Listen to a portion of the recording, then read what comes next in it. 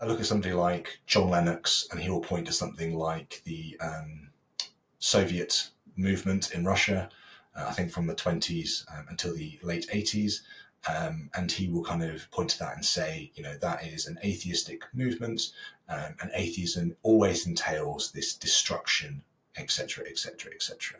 And you've got a really interesting little space in your book where you talk about kind of atheism, or the lack of a god being at the central forefront of a society or group's movements, and how this doesn't always entail violence and chaos, but that rather this is a misconception. And it'd be really helpful just to dive into that, because it's a narrative that we do hear quite a lot online. Right. So it's still true that we don't have many examples of societies where the leadership was avowedly atheistic. Those examples that we do have were examples that were not merely atheistic, but had various other features that meant that they were typically, at the very least, we'll say genocidal, and there was lots of violence and chaos, right? But it's also the case that there are plenty of, the first kind of obvious point is that there are plenty of societies that were God-fearing that were no less genocidal. And maybe this will be if there are any Belgians listening, it might be unfair to pick on Leopold and the Congo, because there are countless examples, right? But this had nothing to do with atheism, but it was exactly the same stuff, right? So it's kind of hard to pin the consequences of Stalin's treatment of the peasants in Russia, or Mao's treatment of the peasants in China, and blame it on their atheism rather than on some other element in their Marxist philosophy, or actually probably it's not even Marxist philosophy that's at fault, something to do with their personalities and the kind of bureaucracies that they instituted and so on. So that would be the first thing.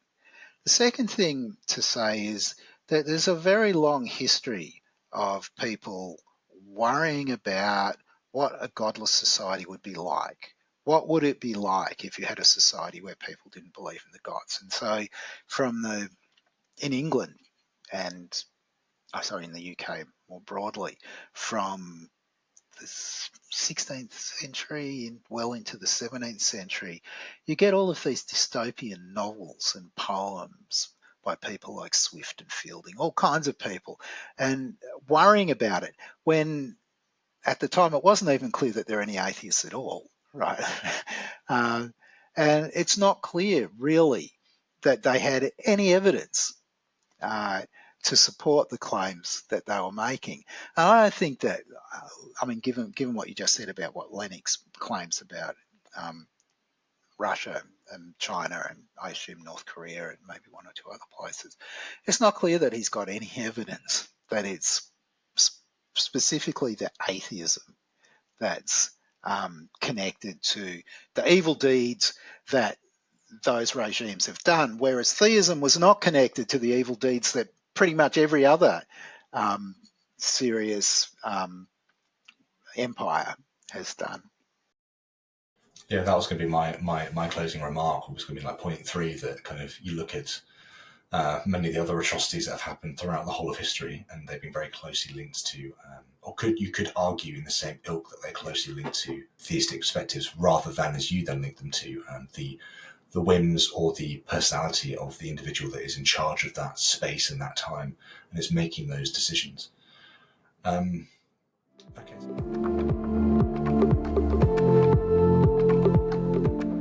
If you enjoyed this clip, then head on over to Locals to access the full conversation right now.